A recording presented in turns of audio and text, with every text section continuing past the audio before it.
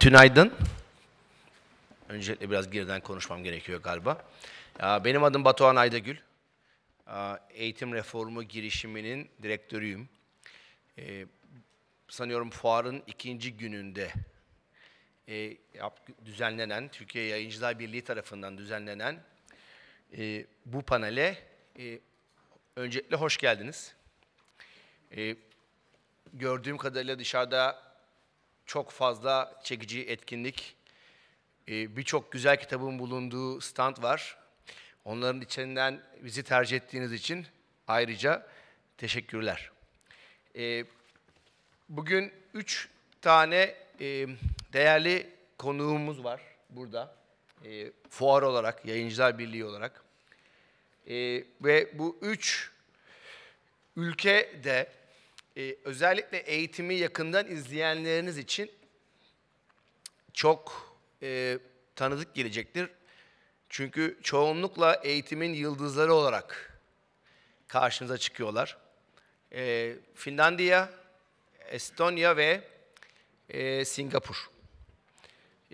Bu 3 ülkenin PISA bu arada OECD tarafından düzenlenen ve 15 yaşındaki öğrencilerin matematik, fen ve okumada yeterlilik düzeylerini değerlendiren, dünya üzerinde yaklaşık 70'e yakın ülkede yapılan bir, her 3 yılda bir yapılan sınav. Şunu belki söyleyerek devam edeyim. Bu 2015 yılında yapılan değerlendirmede ortalamaları aldığınız zaman bu 3 ülkenin, Singapur'un 1. Estonya'nın 3. Finlandiya'nın da 5. olduğunu göreceksiniz. Bu panelde de biz bu 3 ülkeden gelen yayıncılarla özellikle ders kitabı ve eğitim materyali yayıncılığı konusunda zengin ve derin bir tartışma yapacağız. Let me start with Lee Fei Chen. And please correct me freely if I misspell your name. Ms. Chen is coming from Singapore. Yes, Singapore. She is the head of publishing of Marshall Cavendish Publishing Group and responsible for formulating and implementing strategies to grow the publishing operations worldwide. She's been with Times Publishing Group for over 20 years and has worked in publishing businesses in Singapore, Hong Kong, Malaysia, and Thailand. So you cover a lot of countries in the East Asia. Yes. She was instrumental in setting up the group's electronic publishing business, critical to our age. She also worked at the Ministry of Education in Singapore, a lecturer in Hong Kong. Fei Chen obtained her master's in education at Harvard University on a Singapore government scholarships. Well done, the government. Thank you. Yes. Mr. Teuvo Sankila. Yes. Perfect. Thank you. Mr. Teuvo Sankila is a former mathematics and information technology teacher. So I am even more delighted to have a teacher on actually the board, who has worked in the Finnish education field for 20 years. His professional journey has taken him from developing the first steps of ICT, information and communication technologies, in learning from Ottawa, to developing digital workflows in the field of publishing for pre-press studio, all the way to spreading ICT to Finnish schools for Microsoft. This is his 3rd period with Ottawa, and for the last 6 years he has worked as a publishing director for Ottawa Publishing Company, managing the whole of education publishing and leading the change from print to digital. She's also been 5 years chairman of the European Educational Publishers Group, and he is a member of the board of Ottawa Publishing Company and a chairman of the Education Publishers Work Group in the Finnish Publishers Association. His passion is to improve learning possibilities and develop tools for better learning. And last but not last, Antti Rammo. Hello. Yes. From Estonia. He has worked with one of the leading education publishers, Avita, since 2003. He holds a master's degree from Tartu University in theology and has studied cultural theory in Tallinn University.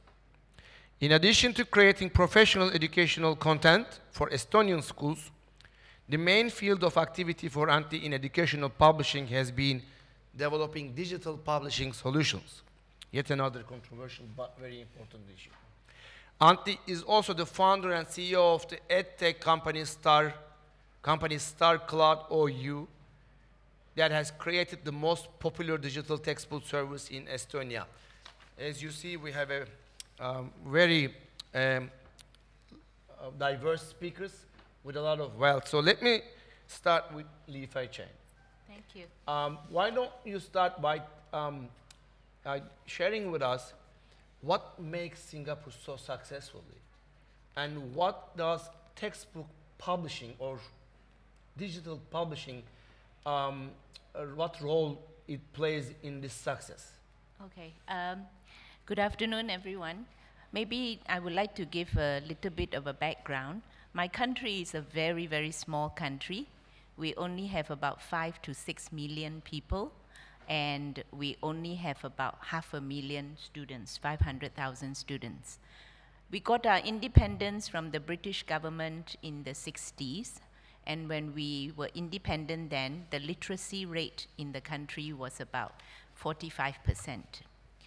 Today, the literacy rate in Singapore is about 98%, and I think it is largely due to our very, very systematic education system. We have a very structured education system. When we first started, the government of Singapore knew that education was very important, but we had very few teachers who were actually graduates or specialists. The highest grade then for most of the teachers was maybe level 9, which is your high school, junior high, right? So what the government did was they actually put together the best people, gave them scholarships so that they can go and study in universities, come out and become teachers. And they also started planning how to develop the education textbooks. The education textbooks in the beginning were actually done as a kind of collaborative effort. So there are 3 branches in the Ministry of Education. One that will write the syllabus. We call it the curriculum development. 2, there is a curriculum development institute. That is the one that will write the textbooks. They will actually be the authors for the materials, right? This is in the 1960s, 1970s. And then third, there was the exams branch. And all the 3 branches actually were independent. Nobody can influence anybody. So the syllabus writers will pass the curriculum to this department that writes the textbooks.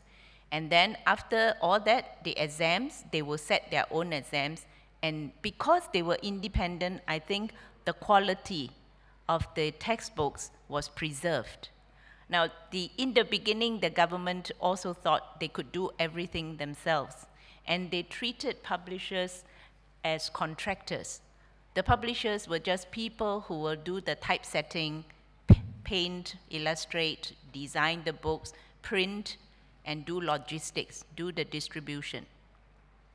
But after a while, they realized that they could not, because the books that they were preparing for the teachers were very boring. They were too academic. They were done by teachers for teachers, but they were not appealing to the students. So then the government introduced a method where they work with the private publishers. They will have their syllabus. They will say, we will call for a tender. We will work together with you, the publishers, to come out with the books. So it was a collaborative effort. And some of these projects, although successful, I have to say were very painful for the publishers. Because, like I told my colleagues here, you have to work with the Ministry of Education. They have certain policies, they have certain syllabus that they want to push through. You have to work with the teachers. These are the people in the field. They know exactly what they want, they know what are their problems. And yet, your books must attract the students, because if it doesn't attract the students won't use them, and you have failed, because when the exam results come out, the students' results are no good, nobody will believe in you as a publisher. So what we did was we worked very closely with the Ministry of Education to develop the books. And when the books were of certain standard, then they were approved by the ministry and were released to the schools. We did this for about 20 years. Finally, in the 1980s, the government felt that the education publishing industry in Singapore is mature enough, that the standards were good enough for all the publishers to work independently. And that was when they opened up the market. They closed down the textbook writing branch. They let all the private publishers do the textbooks, right? So what they do is they will come out with the syllabus, they announce the syllabus. It used to be about 12 to 18 months before they implement a syllabus. The announcement will come. So you actually have about 1.5 years to prepare your books. But nowadays, it's shortened and shortened because they feel that you can do more. Technology has helped you. You don't need such a long time. But the discussion at the back still goes on. So when we get the syllabus, we will prepare one chapter. We get to the ministry, show them what we have done, and they will look. And sometimes there can be maybe 6 publishers going for the tender for one subject. The ministry will look at it, and then they will award the tender based usually on price, but the quality of the contents is very important.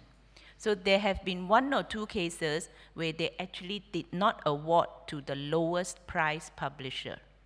And the reason is because this company is well known for science, for instance, and therefore they gave the whole science subject to the company, right? In the case of my company, Marshall Cavendish, for instance, when we go in to bid for all the 9 subjects. But in our case, we are very, very well known for mathematics. So there was 1 year when the government gave the tender for mathematics to only 2 publishers, us and another company. And then we go out into the market to compete.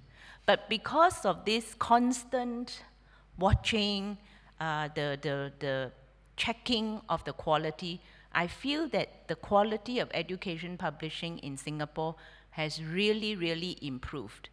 And of course, I am an education publisher, so maybe I am biased. But to me, in all the countries that I have worked in, that I have taught in and did publishing in, I feel that if you don't have good textbooks, somehow the results of the students, the quality of the education is reflected. So I still feel that good textbooks is important. That's a great way to end our first round.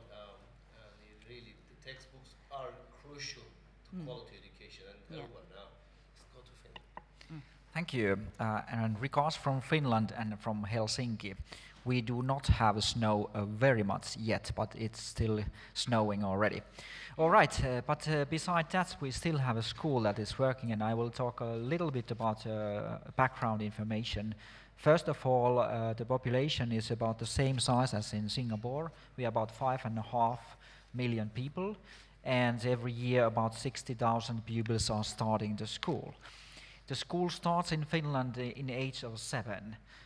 But we start already preschool at the age of 6, and that's obligatory for everyone.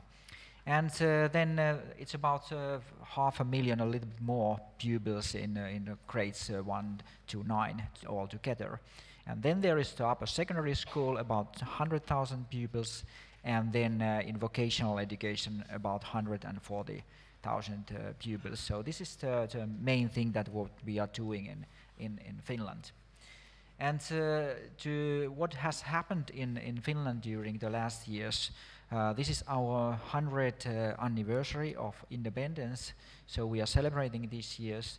But the big change in schools and in education happened in early 70s, when Finland had a very big reform, when the whole school went totally renewed, and the main thing is that when you are renewing the school, you have to give equal possibility for everyone to access the same information and get the same ways to use the materials. So it was the time when the textbooks really were on the market. On that time, textbooks were also, there was an approval process going on. But in 80s, the approval system went away because the government and the National Board of Education said that now the quality is so high that it's not necessary to do any more approvals. So it really has put us very close cooperation with the authorities and the publishers. And today's way is so that, for example, the representative of Publishers Association, last year it was me, is sitting on the same board where the National Board of Education and the Ministry of Education talking about and discussing about the new curriculum and what will be the content. So this is the way how the education authorities are making sure that the schools will have the textbooks early enough in schools to change the curriculum and change the way how to teach. So the development will be fast enough to react to the whole educational changes that we have. And of course, the last thing that I will mention here in the starting speech is the teachers. In Finland we have a very good situation because a lot of students, when they are studying in schools, they want to become a teacher. So there are still more pupils and students who want to be teachers that we can take on our universities. So all the teachers have university level training behind. That's for the first part. Thank you. And from your own brief introduction, engagement was a key word. Engaging different stakeholders into this process seemed to be quite beneficial, not just maybe Finland, but across the scene. Let's go back to Estonia. Yes, thank you. And you made the most improvement in the from PISA. the last results. Yes. Yeah, I will tell you about that because this success for Estonia in PISA has been a great surprise for us as well, because we have never intended to do as well, and now everybody starts to ask, what are you doing right, what is the nature of the system, and for us also it's new to try to answer that question. But for a start, I will also give you some general information about our country. If our colleagues from Singapore and Finland say that they are small countries, then I let you hear about us. Our population is 1.3 million, and it's divided between Estonian-speaking, it's 75%, and 25% of Russian-speaking population. The pupils in the K-12 education system is around 130,000. So this is the size of our educational publishers market. And altogether we have about 500 schools in that system. And how it all started was almost 30 years ago now, when Estonia became independent from the Soviet Union. Then I would say that the climate to put up good cooperation between the ministry and the teachers and the publishers was perfect, in a way that nobody knew what is the right thing to do. And everybody had a voice that was as influent as the others. So the system we have now is, the groundwork is 29 years back. And it works as a free market. The publishers are competing in a free market to sell the books to schools, and the teacher has the freedom to select whichever or whatever material they want to use. And they can select not to use a material at all, so it's about the teacher. So, and as a more general idea, I would say that for Estonians, education as itself is a great value. So for every and each person, education means also success. If I can read well, I will do well in maths, I'm very good at school, then it is a capital for me and for my family and for everybody, for our state in general. And therefore also education and its role is a great public theme or an article.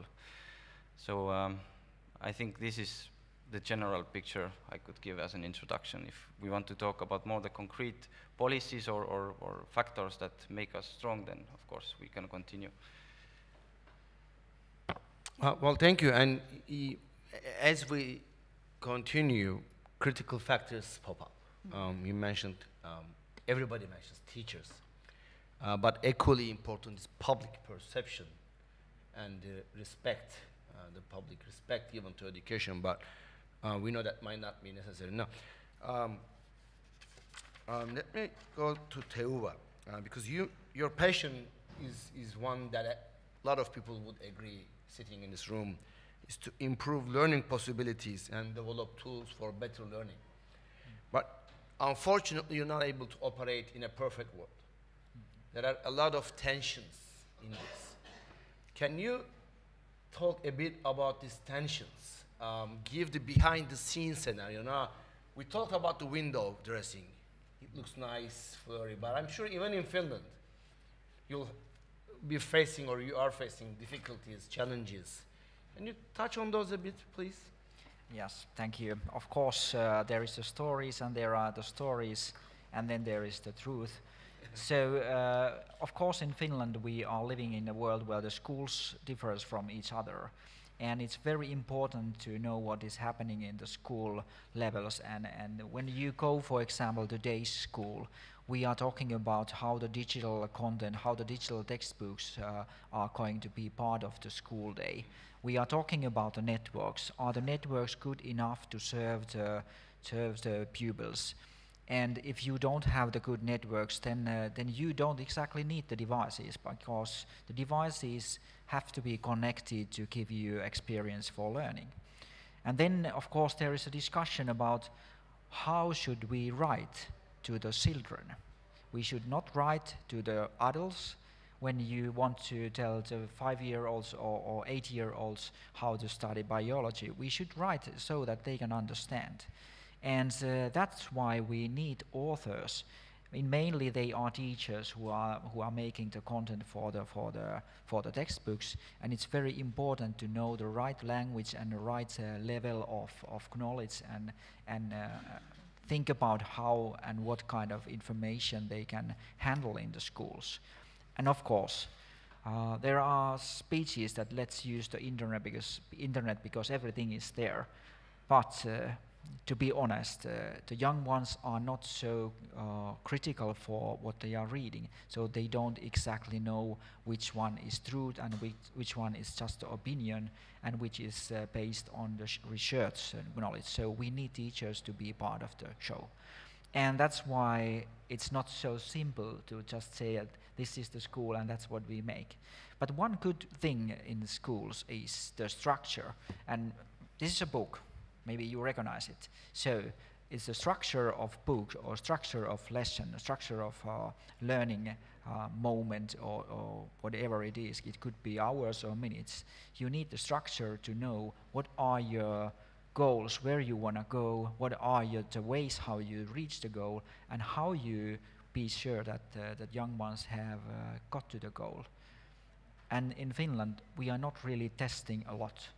It's about teacher and communication and interaction in the classroom, so it's a very important part of this. And, you mentioned a couple of challenges, and you sort of gave one magic tool, is to invest in the teacher, so that the teacher who is in the classroom can assess the structure and what to use or when to use. But there are also other challenges. You mentioned digital, finding good readers, promoting critical thinking. Can you maybe tell one example on how you tackle this in each of 3 or 5, not just across the board, but maybe digitalization, for example? Yeah. When we talk about digitalization and what is the most important thing when you have the digital approach to certain issues, I think it's you should do more and more exercises, because that is the way when you have to practice your own skills. So let's take an example again from the 10 years old. The practicing skills and getting feedback. So the technology will give you a lot of tools to give feedback during your exercise working without the teacher and with the teacher. So this is the one thing that we can tackle. We can show that using the digital exercises, doing the digital workbooks, you will get more feedback and you will spend more time for your learning process, and that will improve better learning. Lee, we did discuss a lot digitalization, and you mentioned, and from Turkey, Asia looks always more digital. You know, especially Singapore, Taiwan, Korea. We love our gadgets, it's true. Yeah, and we also even discussed Fatih a bit, the Turkish project for technology infrastructure. So why don't you continue from there? But please don't limit your narrative with Singapore, but if you can also tell us from the Asian countries in general, it will be very valuable. Okay. I think Asia, many of you would know, Singapore, Japan, Hong Kong, we are really, really very obsessed, I would say, about technology, right? So Apple iPhone, when it launched, apart from US, the first country that got access was Japan, and then followed by Hong Kong and Singapore. They wanted us because the whole nation will log in to buy it. It is a crazy phenomenon. But because of that, the whole, sometimes the obsession, I feel, is that people do things for the wrong reasons. Maybe they're trying to do the right thing. Some of the countries, like my neighboring countries, I shall not name them, but I will just tell you stories about some of these things that have happened, all right? The new education minister comes on board, and he felt that he wants to bring the country into the technological era. It sounds very, very good, and we were really excited as well. And what he announced was, I'm going to give 1 laptop per person, per student. So there was all this excitement, especially from the hardware people. And they were all, you know, jumping in, there's tender, there's this, there's that, all right? Except that my neighbor has a very, very huge country, and he forgot that he only has some big cities. The rest of the country was out in the rural areas, villages, some of which you can only access by rivers, right? They have jungles. The network does not work in the hills, in the mountains. The network only works in the big cities, a couple of big cities. So they failed to even deliver some of the laptops because they had forgotten about the distribution, logistics, and everything. So there was this big rollout, and he also forgot that actually it's not just to bring your child to technology era, you need a few partners. You don't just give the child a car when there's no road. It was the same as giving the laptop, but there was nothing on the laptop. So he refused to buy contents. He says they can go on the internet and get contents. You can learn from Google, except that they could not access the internet because there was no network in many parts of the country. They were not allowed to play games on the computers because they felt like, no, we want to educate them. So games is fun, fun is wrong. So no games. So they ended up with a laptop that just had this screen that opened up that announced education system, and there was this blue light, and that was all they saw, right? So that is one country, and then after that, it was very gracious of the minister. He just quietly cruised away, and the laptops kind of disappeared, and nobody ever mentioned the story again. But, you know, I am old. I have lived 30 years of education publishing. I remember these stories. The other country that I think I can mention, because they keep mentioning it themselves, is Hong Kong.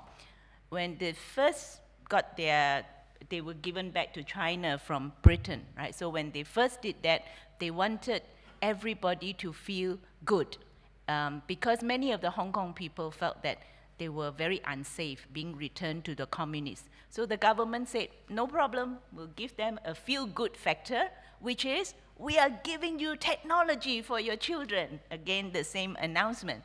And they gave a lot of money. I mean, I cried when I saw the money because it was all going to the multimedia labs. So they equipped a classroom, 40 laptops all networked in that classroom. Children can go into that classroom and access the learning which will be put into the CDs, CD-ROMs and the USBs and plugged into the computers for the children to learn. And I was very excited because I was part of the pioneer team for the digital contents. But when we went to the schools, we discovered that because so much money had been spent on this equipment, the schools felt that they were very, very precious, so they locked up all the rooms. So we went in, and most of the schools, you know, they didn't expect the visitors. When the visitors came, they would be like, oh, yes, you want to see the multimedia classroom. Okay, Auntie, where's the key? And Auntie is like, what key? I thought you had the key. No, go look for Okush. Okay, and then they will run all over, and we're sitting there, and I tell you, my heart broke, because I realized that the children are not going to benefit. We have spent all that money, but they have not seen a single, not even a single software on the computers. So that's my story. Well, while we were listening to you, somebody from the crowd said, we too, because we also sometimes, and more often than not, lock our labs are actually locked. But you mentioned that by the time you distribute the last tablet, the first tablet is already outdated. You know, in generally speaking. But what's the Estonian way? And please also feel free not to limit yourselves with the countries. But you are professionals who've invested your time, who have experience. And on the one hand, nobody here, I think, want to reject the technology. So please try to bring some common sense into public policy, which is, I know, tremendously difficult. In general, digitalization is also a big subject in Estonia, and our country is well known for a lot of digital solutions. We can e-vote with our identity cards or with even with a mobile and so forth. And in education, if we look closer, it's still very traditional in a way that the textbook is still the centerpiece of everyday classroom work, and it is a big contributor to this success, I'm sure. And the digital solutions that they are very fragmented. And of course, publishers themselves ask how do we bring our value in a different or with a different technology. And also the ministry side, they are looking for solutions. And well, my biggest issue is that there is not synchronization between those ways of finding solutions. And I'm quite happy when I hear that at least we have not gone to buy 130,000 tablets. Our policy is that the child or the pupil will bring its or her own, his or his own device, and if there is a problem that he or she can't afford it, then it's the school's duty to seek for that.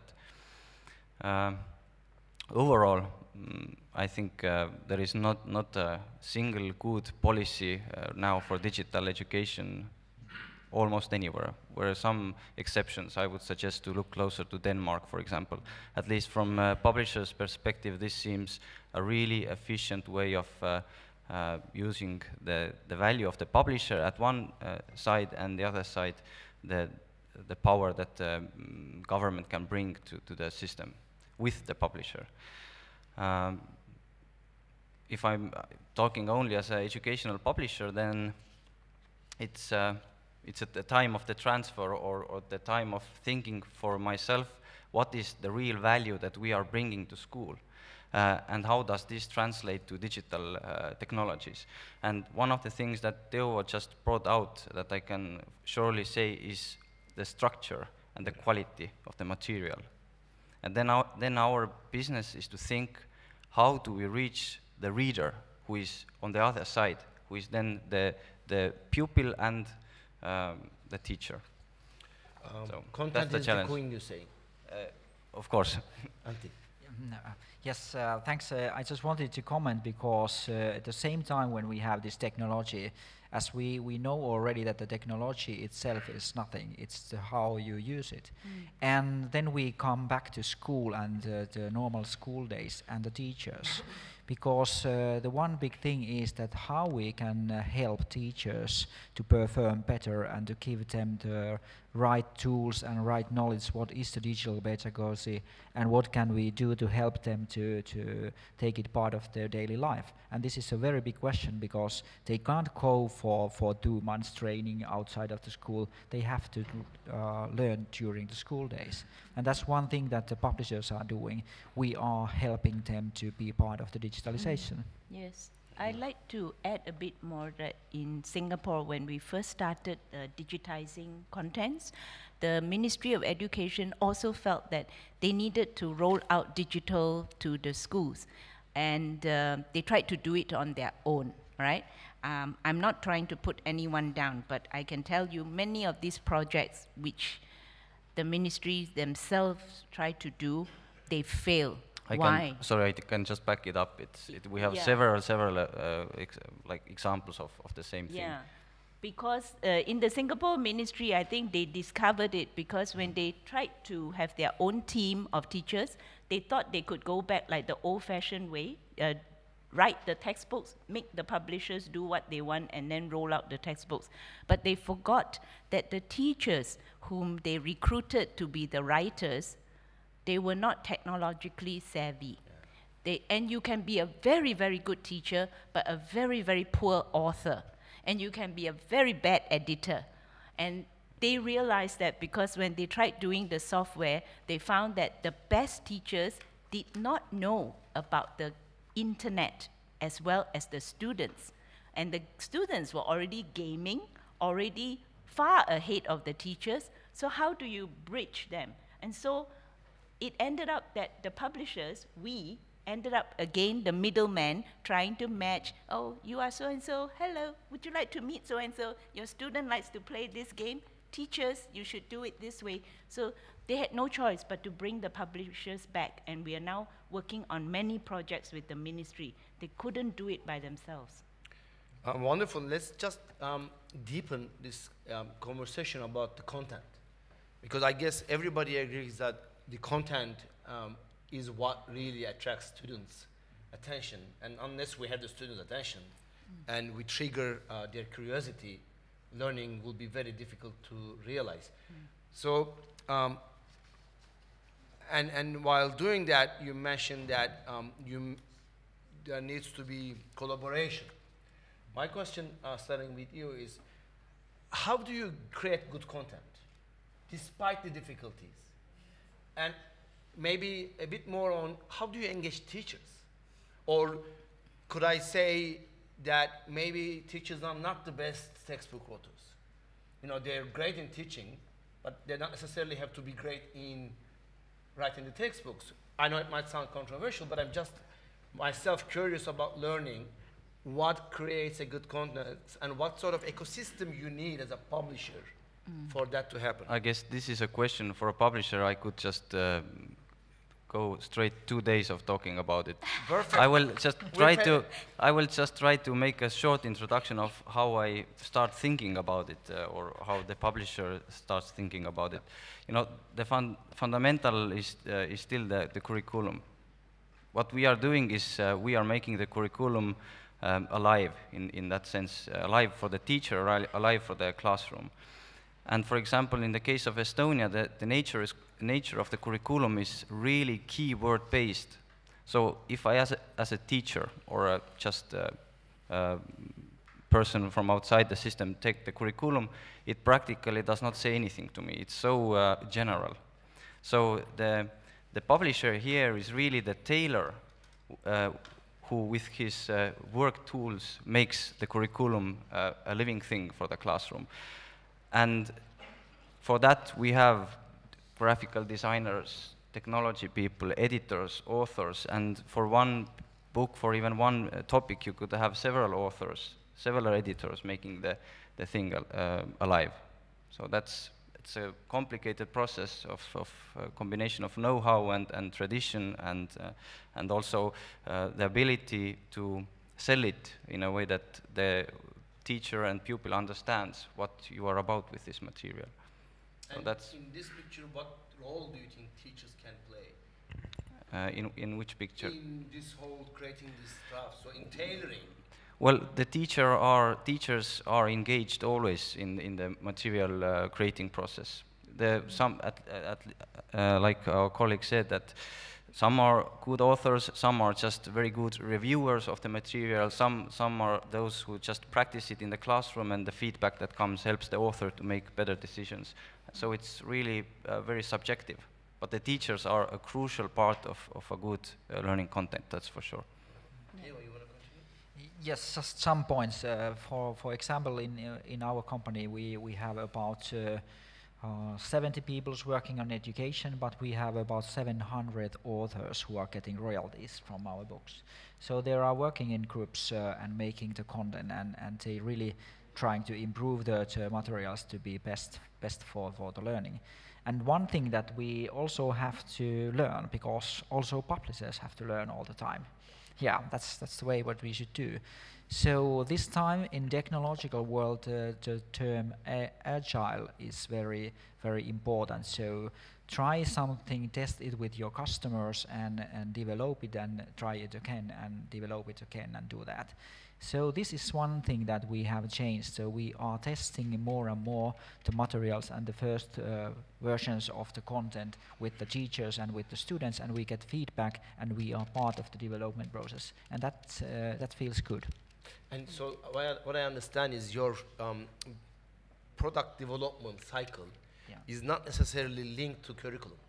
So It's yes and no. yes and no. Yeah, it's linked to the curriculum. That is the guideline, and this is why the authorities are also, so the National Board of Education is asking us to be part of the curriculum process, and that's behind everything.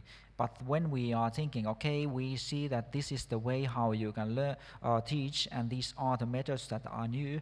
Please test this in a classroom. What do you think about the effects? Are the pupils now more in the learning, or are they not interested? So this is very, very important feedback for us. So let me pause here for a minute. You said curriculum is the backbone or the soul, Yes. but you need a tailor to transform that into a wearable. Exactly, because the curriculum is the deal or the agreement that we as a society make together, what makes sense to teach and learn in school. And then the publisher is the one who makes it happen, or not only with teachers, the school system in general, but we may play a crucial part in making that curriculum a real thing for the school and for the society. And on top of it, you mentioned agility is critical. You can just be static and take a lot of time. So you need to be agile, you need to adapt into the changes. But also that the publishers have been part of the curriculum from maybe the design phase. You mentioned earlier on 18 months of period. Obviously in this agility, it's probably not 18 months. How that dynamic is working out? See, as publisher, the pressures you're under, and you mentioned the schizophrenic Yes. when you were having a conversation. Yes. How that dynamic, managing all those tensions work out? Yeah. And what maybe we need to know to sympathize more with our publishers' work? Yeah. Well, I mean, you ask about the how do you get good contents? How do you stay on top of things? All I can say is look at my white hair. Yeah. I think about education all the time, and I think most publishers do. My team and I, we don't just wait for the curriculum to come. Many times, actually, we ourselves, we are participating in conferences. We are having discussions with the lecturers in the universities because we want to know the trends about certain subjects, the trends for education, the trends for digital. And then we have market research and we have market feedback. Because the students, and I have quite a few interns in my company, we give internships all the time because we want to learn from the young people. What was it that you liked about the textbooks? What was it that you hated when you were in school? We try not to repeat our mistakes. We try and find out, like, if you're in school today, what would really get you going and saying, oh, I don't blame my teacher for this. I can go home and I can, play with this system that I have, or this software, or this Marshall Cavendish animation that they have done, and I will learn my lesson with or without the people, right? But to me, the most important thing is actually the communication. So I cannot draw a linear map for you. My map is, that's why I say we are schizophrenic. I have multiple personalities. I talk to the Ministry of Education, and they have policies that we have to communicate to the students, to the schools, right? But some of those policies make for very boring textbooks. If I follow them, I will not be able to produce good textbooks. So I talk to the teachers, and the teachers say, I walk into a class, I only have half an hour to teach mathematics, and I have 40 monsters. Help me. And we have to cater for that, right? Then we talk to the students, and they say, oh, my teacher is boring. She always makes me repeat this and that. I hate it. So we have to do something for the students. So if you ask me, my graph is always jumbled all over because I am all over the place. I need to know the trends. I need to know the backbone to dress it up, but I also need to know what is acceptable and what is not acceptable. So that's why I sometimes laugh, because in Singapore, for instance, everyone is afraid that the role of the publisher will be reduced because the Ministry of Education keeps saying, we can do this. This is very simple. But just put a few pages, 120 pages of a book. What's so difficult? Right? And I laugh because I can tell you, publishers will not die. They need us. They cannot have so many personalities like us. Long live publishers. Long live publishing. Now, we discussed a lot, and I think by now we presented how complex and sophisticated this whole process. But let's also talk about economics of publishing, equity attached to that. Because, in Turkey, we've been distributing textbooks for free for almost more than a decade now. And, at least I know Finland and Estonia are quite, equitable societies, and maybe Singapore too, that I don't know as close.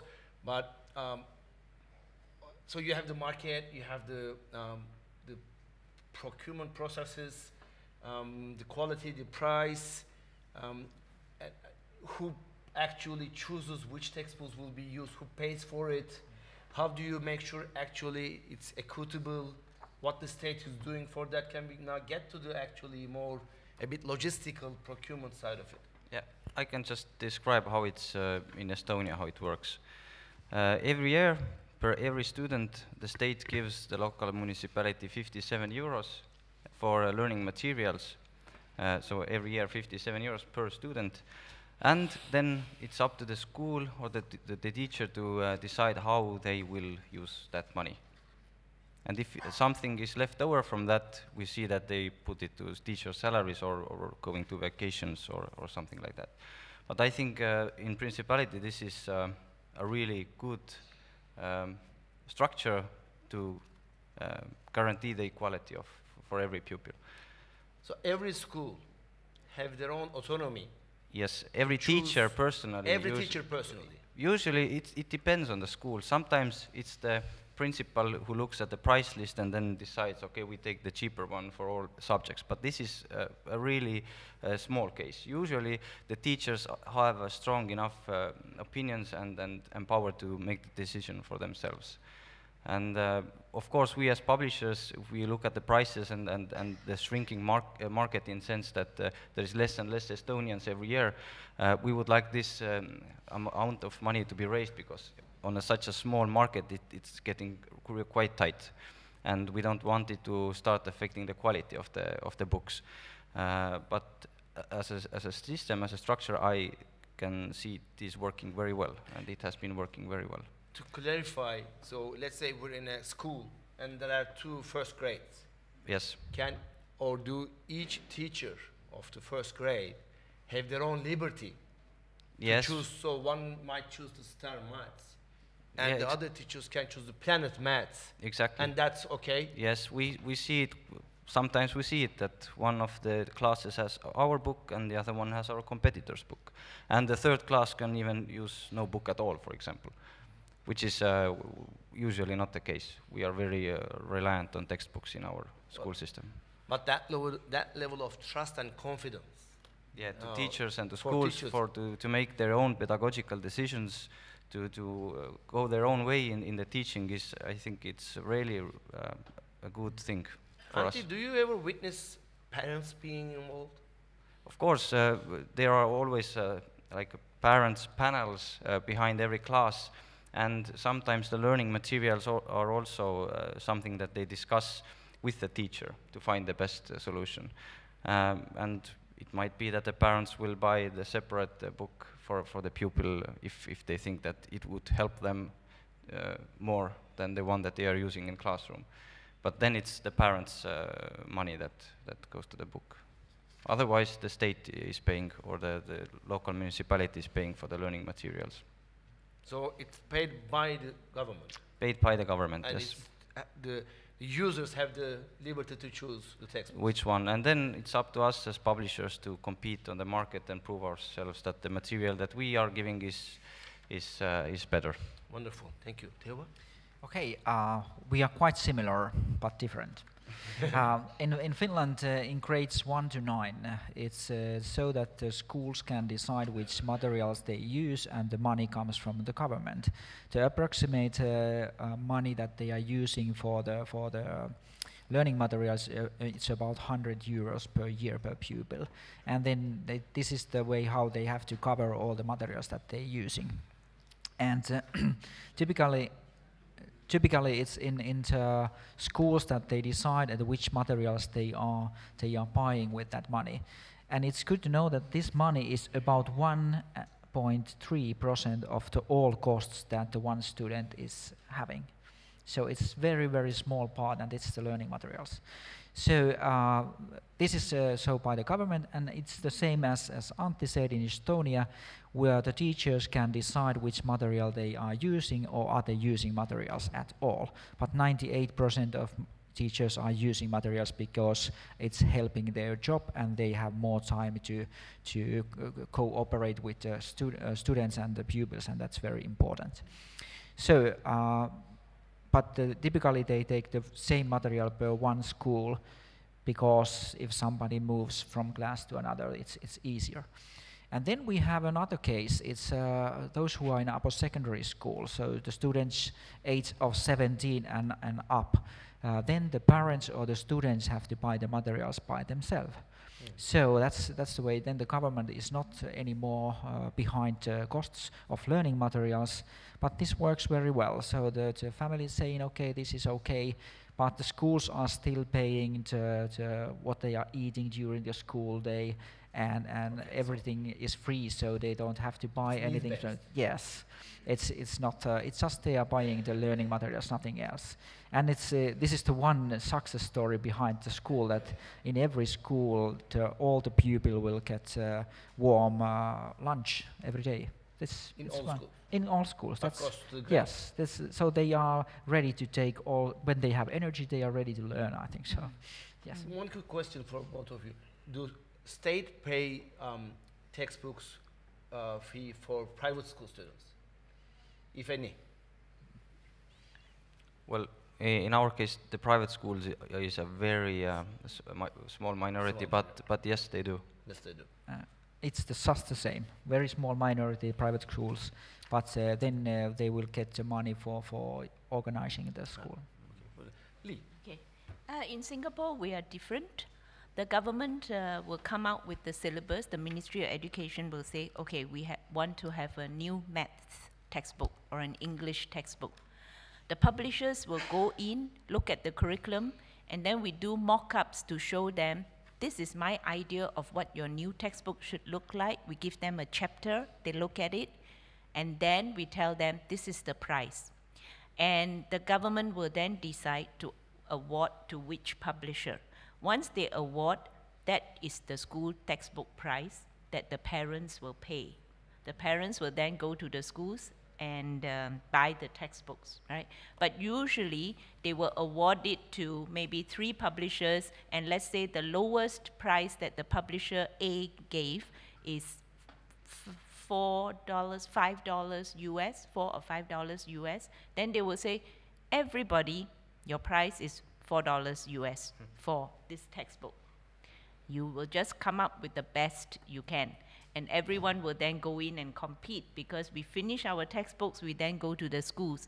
And the schools will say, I like A, but I think B is more attractive for the students, so they will choose.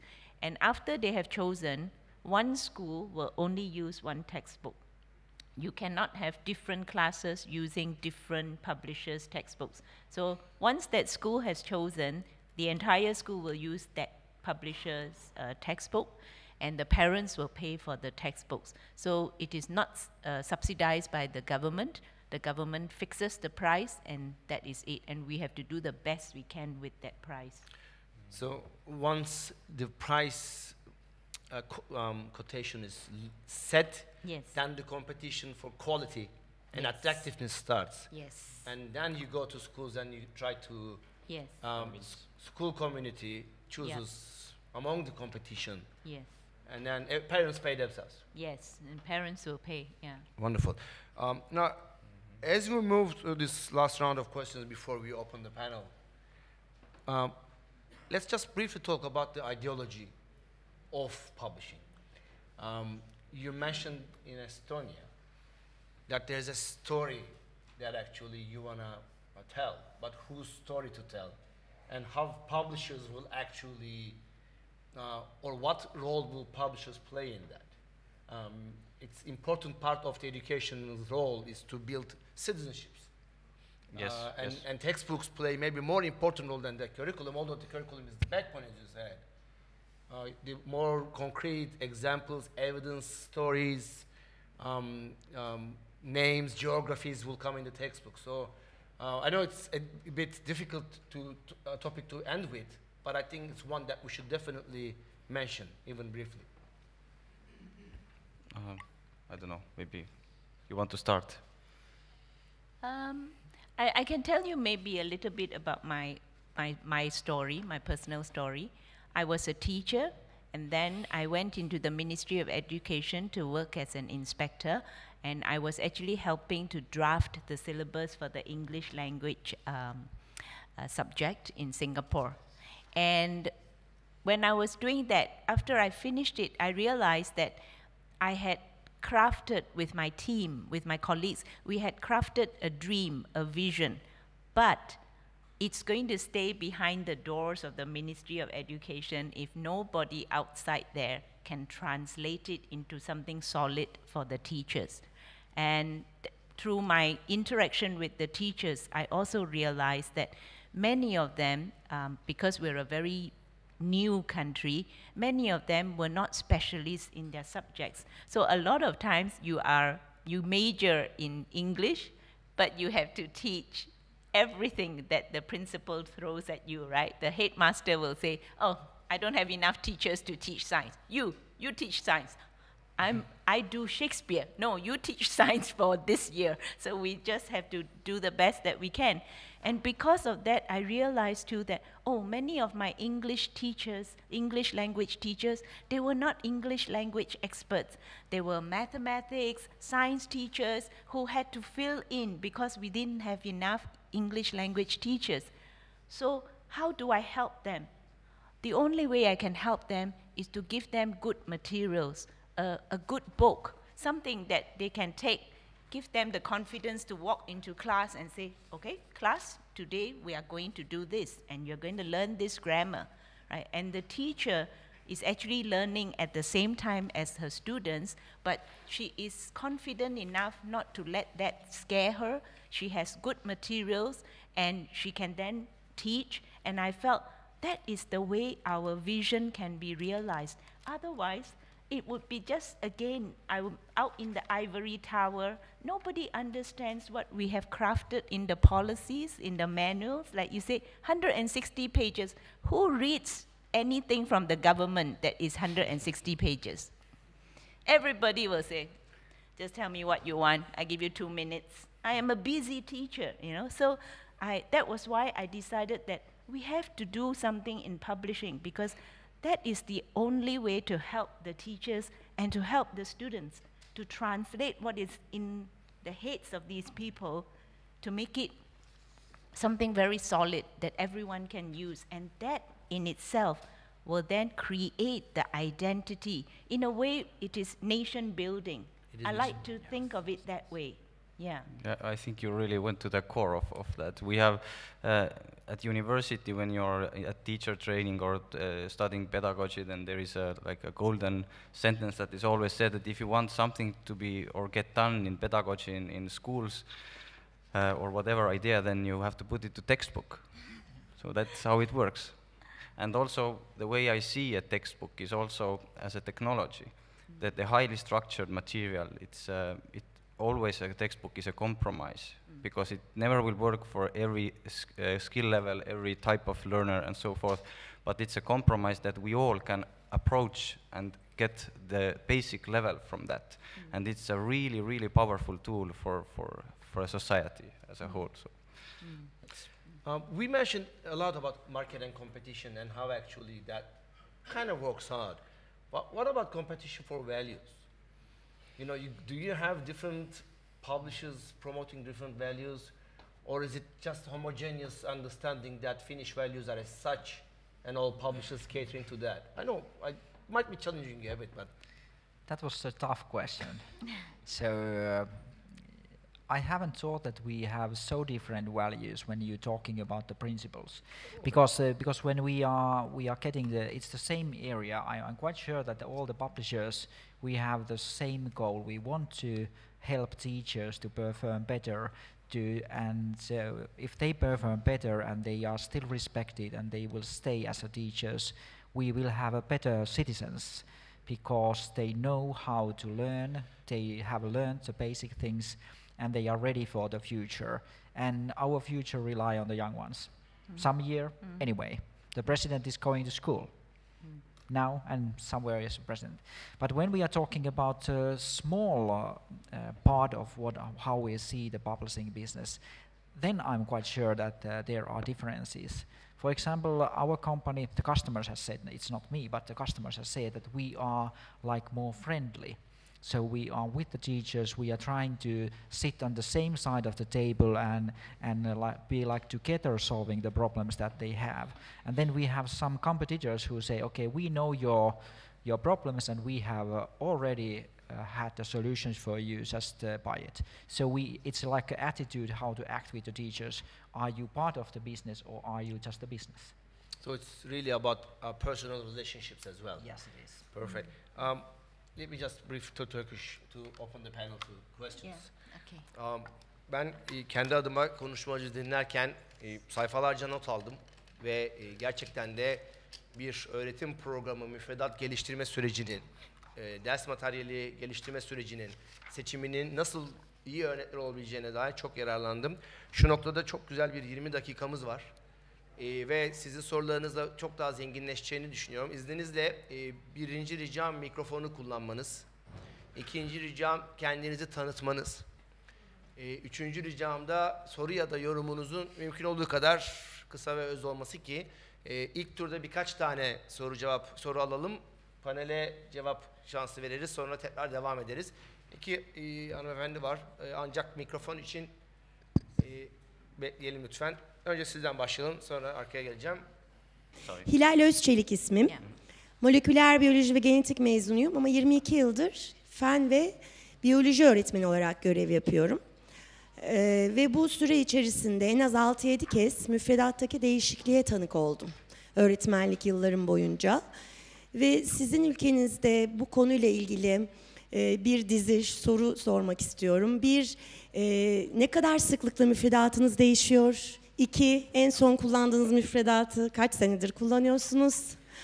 Ve bir müfredat değişikliğine bağlı olarak yayınlarda veya hazırlık aşamasında bir şeylerin yerine oturabilmesi için, gerçekten netleşebilmek, olgunlaştırabilmek için bu sistemi ne kadar zamanlık bir sürecin geçmesi gerektiğini öngörüyorsunuz? Sorum budur.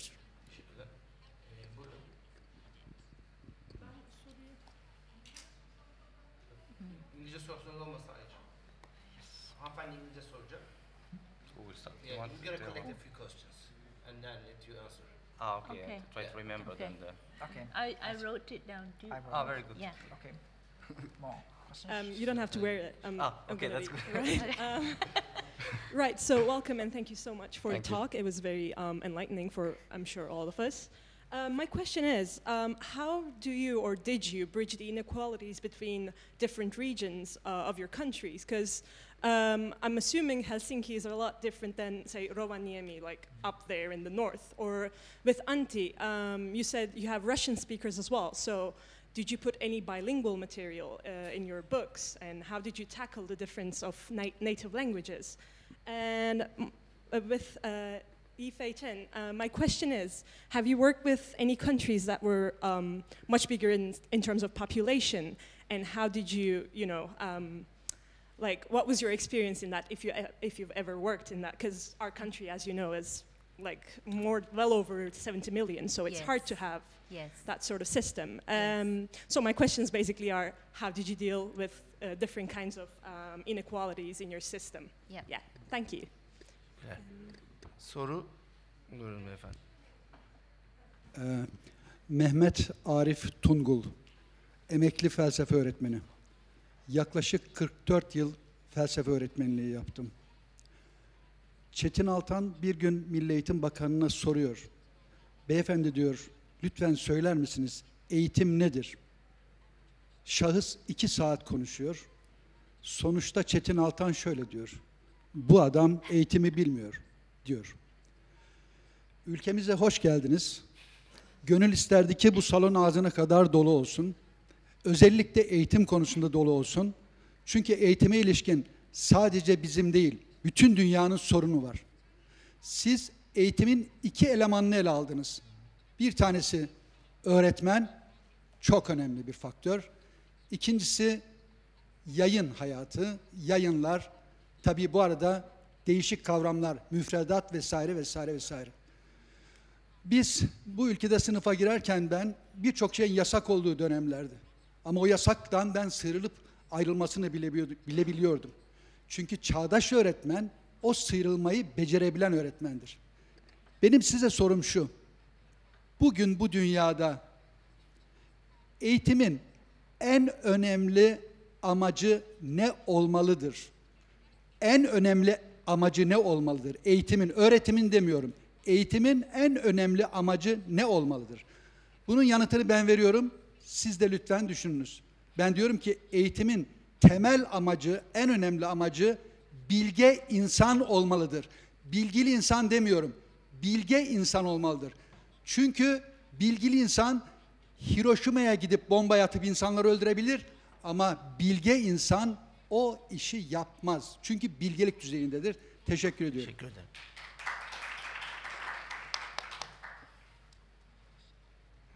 Teşekkür ederim. Merhaba, ismim Kezban Küçük. Ülkemizde üstün zekalıların eğitim gördüğü Bilim Sanat Merkezi'nde Türk Dili ve Edebiyatı öğretmeniyim. Efendim, sorum şudur. Değerli konuklarımızın ülkelerinde üstün zekalılarla ilgili ne tür eğitim faaliyetleri yapılıyor ve örgün eğitime dahiliyetini yayın ve öğretim bakımından nasıl sağlıyorlar? Teşekkür ederim. Var mı başka soru? Bir tane daha var. Evet, Mehmet Vayer, 25 yıllık eğitimciyim. Benim sormak istediğim konu şu, şimdi anladığım kadarıyla okullar kendi materyallerini, okutacak kitapları kendileri seçiyorlar. Şimdi omurga olarak da bir müfredat var. Bir yıllık planlama var mı yani okullar bu dersleri işlerken? Yıllık planlama var mı? Bu yıllık planlamanın içerisinde belirlenen konular süresi içerisinde işleniyor mu? Birlikteliği sağlamak açısından. Teşekkür ederim. Do you want me to go question by question? No, you can summarize them if you want. Okay, I'll just try to cover everybody then. For the lady who asked how often is our curriculum changed, we change our subject curriculum 5 to 10 years once. In mathematics, for instance, we did the first one for about 10 years, and then we sort of upgraded it in the sense that we saw new trends in education. So the Ministry of Education then, I would say, upgraded the syllabus. They did not change it completely. It was tweaked, I would put it. How do you tackle the inequalities and the differences? Well, Singapore, actually, we are made up of about 4 or 5 racial groups. So we have Chinese, Malays, Indians, we have Eurasians. They all speak different mother tongues. And that is why in Singapore, the government has decided on English as a national language for medium of teaching. So everyone has to teach in English. All the subjects are taught in English. And I think one of the main aims actually for education for many governments, Singapore as well, is to really to equalize the inequalities, you know, so that there is social mobility. We can all see that, and I think that's why parents in Singapore are very supportive of education, because we can actually see within 1 or 2 generations, our children, we came from villages with nothing, they have now become professionals because of the quality of education.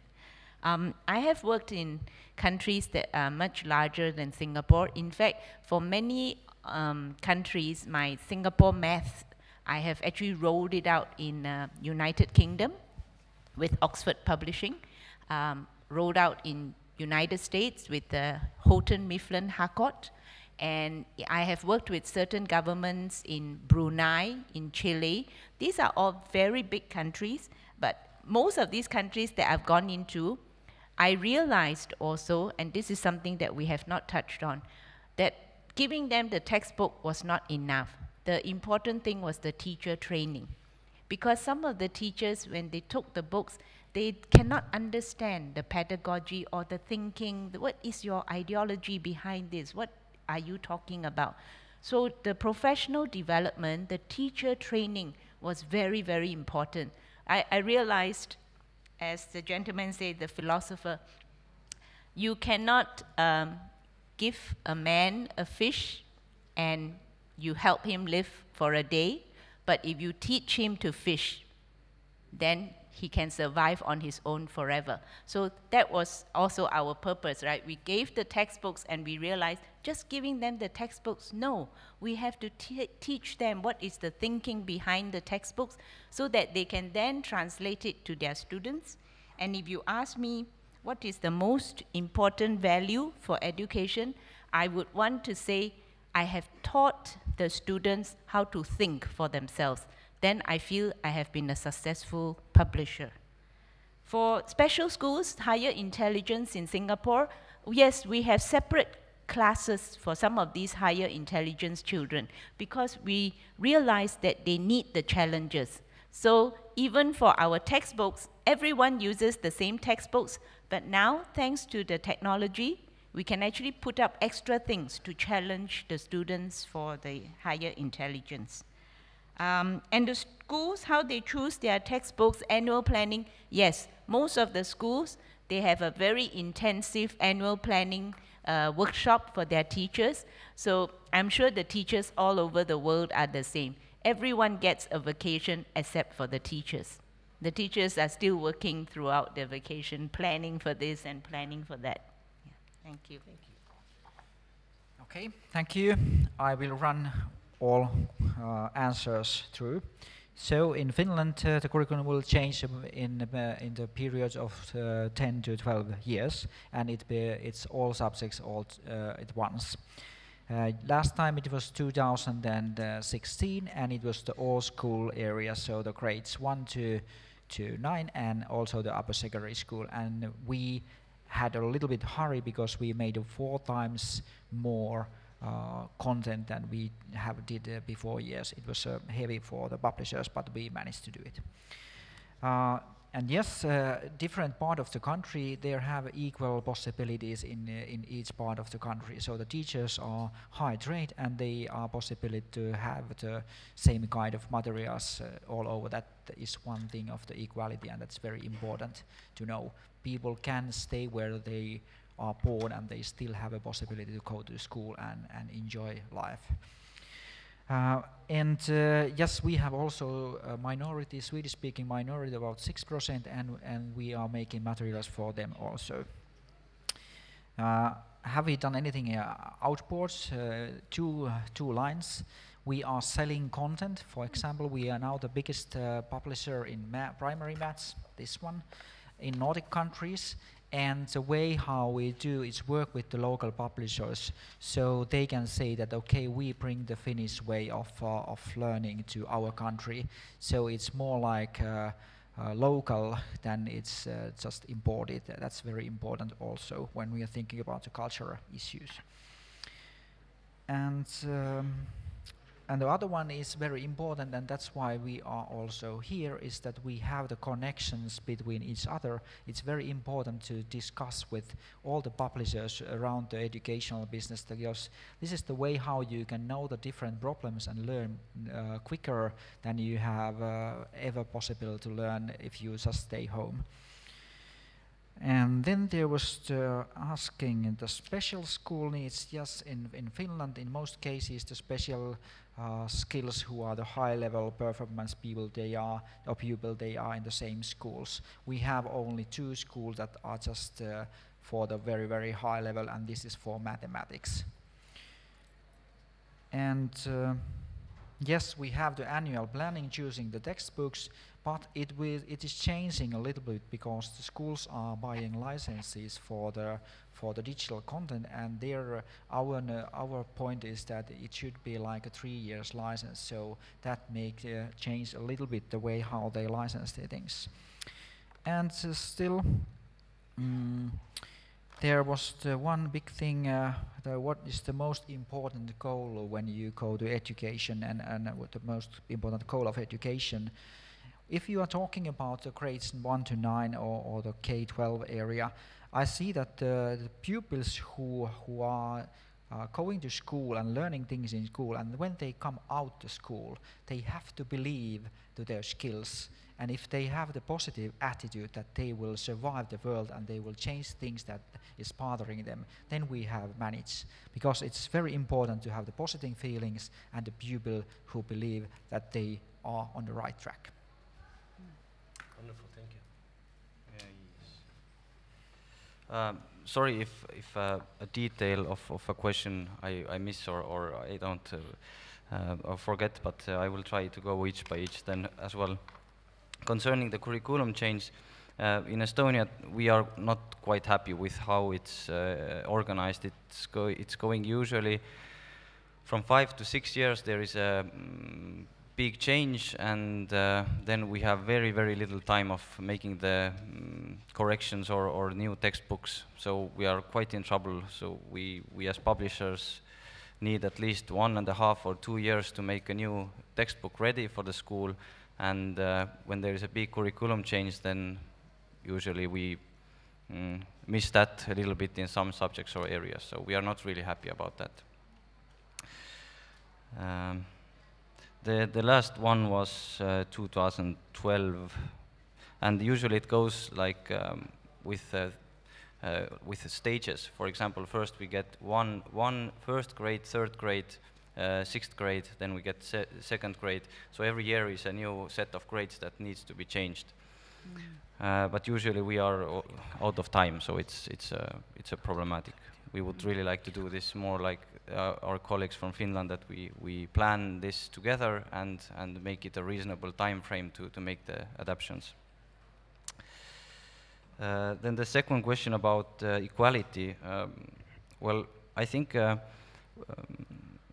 the background of the equality is also not so much in the schools or the education system. Of course, that's a crucial part, but also the knowledge with which the pupils come to school. And I'm talking about early literacy skills.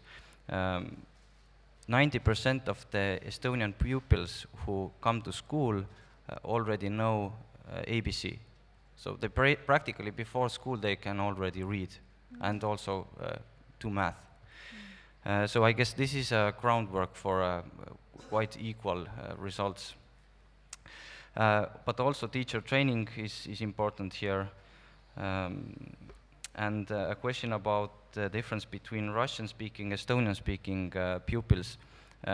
We do publish materials for the whole selection of the curriculum in 2 languages, starting from 1st grade. So they learn in their mother tongue. Although the Russian-speaking pupils are a little bit behind in the results. But that's a bigger question of integration and communication and so forth. So, but we are coming, the Russian-speaking community is catching up, we see that. And we see also from the publisher's side, recent years, they have been buying more textbooks from Estonian publishers rather than Russian publishers. So the accordance with the curriculum and the whole picture for them is then clearer and better in the results. Then what is the most important goal of the education system? Well, it's a difficult question, but I would really like to agree with people wiser than me that it's, if we want to say it quickly, we want a wise person to come out of the system. We want a person who can make his or her own decisions in life and know the difference between a reasonable thought and something else. So, but altogether, it's our agreement what the curriculum is and what's the purpose of education system. So we as a collective society, we have to figure this out for ourselves. Then special schools, also in Estonia, the higher level achievers are within the normal classroom.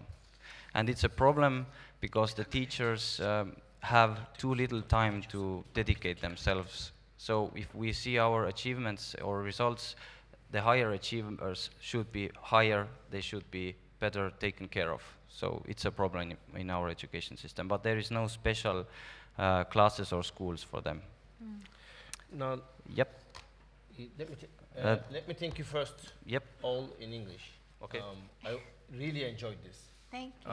Thank you. It was a privilege really for me to have this first learning experience. So thank you. Çok önemli ve aslında önemini farkında bizim olduğumuz ama Türkiye'nin çok olmadığı bir konuyu tartıştık. Ders kitapları yayıncılığı. Çok az konuşuyoruz, hatta hiç konuşmuyoruz. Türkiye Yayıncılar Birliği'ne çok teşekkür ediyoruz. Aynı zamanda TÜYAP'a ve bu konuşmacımıza bir alkış verelim isterseniz. Thank you for the questions. Yani bu altından kalkılabilecek bir iş ama gereken belki ilgiyi ve alakayı göstermek gerekiyor. Fuarın keyfini çıkarın. Çok teşekkürler ve sevgiler. Thank you very much. Thank you very much. Thank you.